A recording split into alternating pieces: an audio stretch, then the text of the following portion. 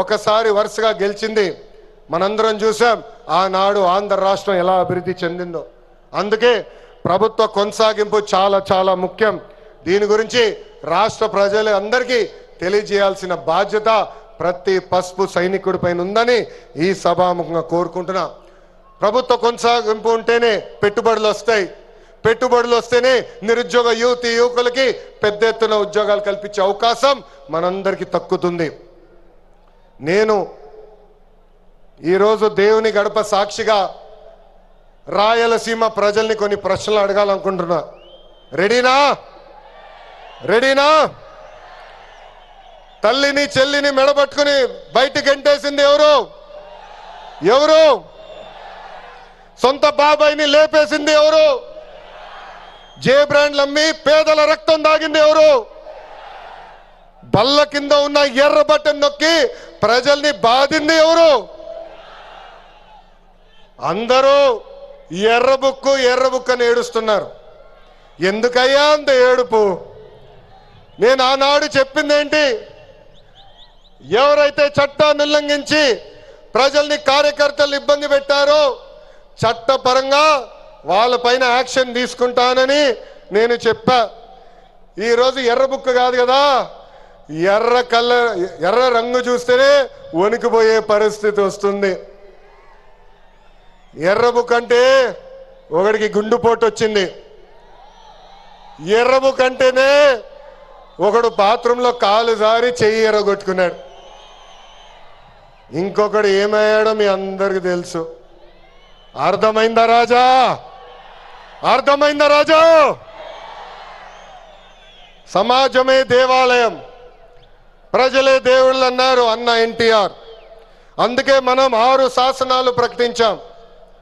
తెలుగు జాతి విశ్వఖ్యాతి, స్త్రీ శక్తి, యువగలం, పేదల సేవల్లో సోషల్ రీఇంజనీరింగ్, అన్నదాతకు అండగా కార్యకర్తలే అధినేత. పాలిట్ బ్యూరో సభ్యుల దగ్గర నుంచి, వేదికమైన పెద్దల దగ్గర నుంచి, ఇక్కడున్న కార్యకర్తల వరకు ఈ 6 శాసనాలు మన శ్వాసగా బతకాలని ఈ సభాముఖంగా మిమ్మల్ని అందరినీ కోరుకుంటూ, మనకి ప్రజలు ముఖ్యం, వాళ్ళ ఆనందం వాళ్ళ సంతోషం ముఖ్యం. అహర్నిశలు కష్టపడాలా, వాళ్ళకి అందుబాటులో ఉండాలా. తిరిగి 2029లో మళ్ళీ కూటమి ప్రభుత్వాన్ని గెలిపించాలని ఈ సభాముఖంగా కార్యకర్తలందరూ తెలుపుకుంటూ, ఎప్పుడు మా ఇంటి తలుపు మీకోసం తెరుచుంటాయి.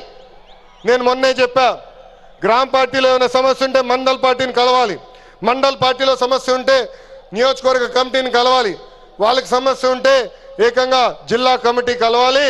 వాళ్ళ కూడా సమస్య పరిష్కారం కాకపోతే ఎప్పుడు నవ్వుతున్న మన అధ్యక్షుల వారు పల్లా శ్రీనివాస్ గారిని కలవాలి.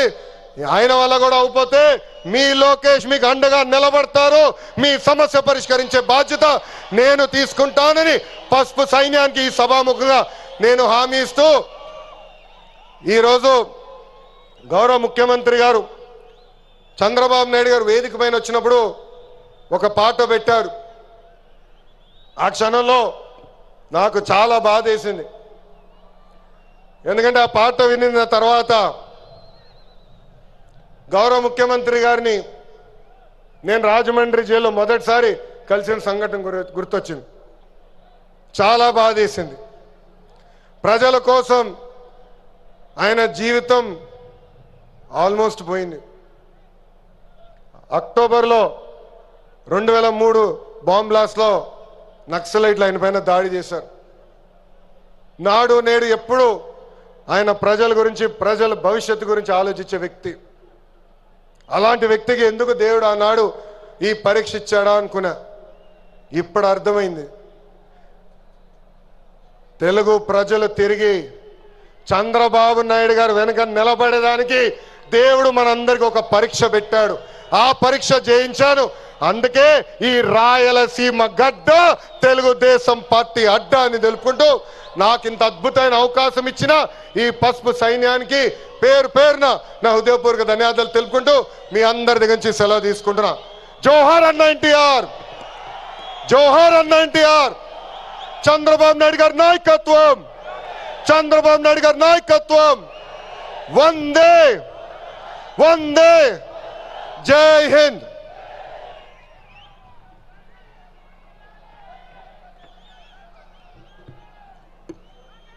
ఇటీవలి ఎన్నికల్లో రాష్ట్రంలోనే అత్యధికమైన మెజార్టీ సాధించి తెలుగుదేశం పార్టీ రాష్ట్ర అధ్యక్షులుగా సమర్థంగా పనిచేస్తున్న బీసీ నాయకుడు పల్లా శ్రీనివాస్ యాదవ్ గారిని మాట్లాడాల్సిందిగా విజ్ఞప్తి చేస్తా ఉన్నాం.